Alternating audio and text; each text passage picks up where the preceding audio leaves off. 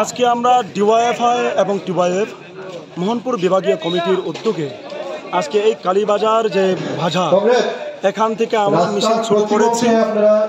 বাজারটা ঘুরে আমাদের মিছিলটা আজকে এই জায়গাটা আমরা এসে উপস্থিত হয়েছি।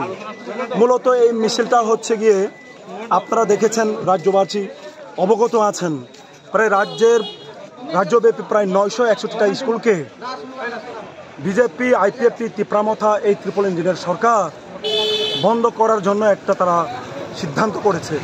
আমরা দাবি তুলছি, রাজ্যব্যাপী যে স্কুলগুলোকে বন্ধ করা, বিদ্যালয়গুলোকে বন্ধ করার তারা সিদ্ধান্ত নিয়েছে, প্রত্যাহার করা হোক এবং প্রত্যাহার করে পূর্বের নেই বিদ্যালয়গুলো যাতে চালু রাখে তার ব্যবস্থা করা হোক এবং সেখানে যদি পরিকাঠামোর আরও উন্নত ধরনের দরকার, সেই পরিকাঠামো উন্নত করার তারা প্রকল্পটা নিক, তারা উন্নত করুক।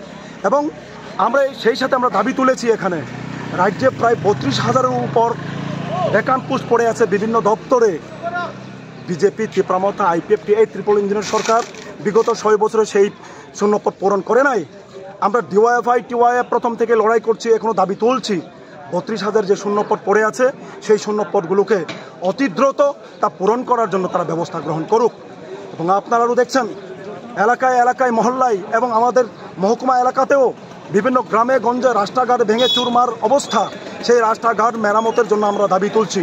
আর আপনারা আরও অবগত আছেন, আমাদের রাজ্যে বিজেপি সরকার আসার পর একটা নতুন ব্যবস্থা চালু হয়েছে, বিদ্যুৎ ব্যবস্থাকেও বেসরকারের হাতে তুলে দেওয়া, বিদ্যালয়কে বেসরকারের হাতে তুলে দেওয়ার চেষ্টা আমরা দেখছি। বিদ্যুৎ বেসরকারের হাতে তুলে দেওয়ার পর বৃষ্টি আসতে না আসতে বিদ্যুৎ চলে যায় 2 দিন, 3 দিন, 5 দিন, সপ্তাহে কোনো কোনো এলাকায় মাসের পর মাস বিদ্যুৎ নাই।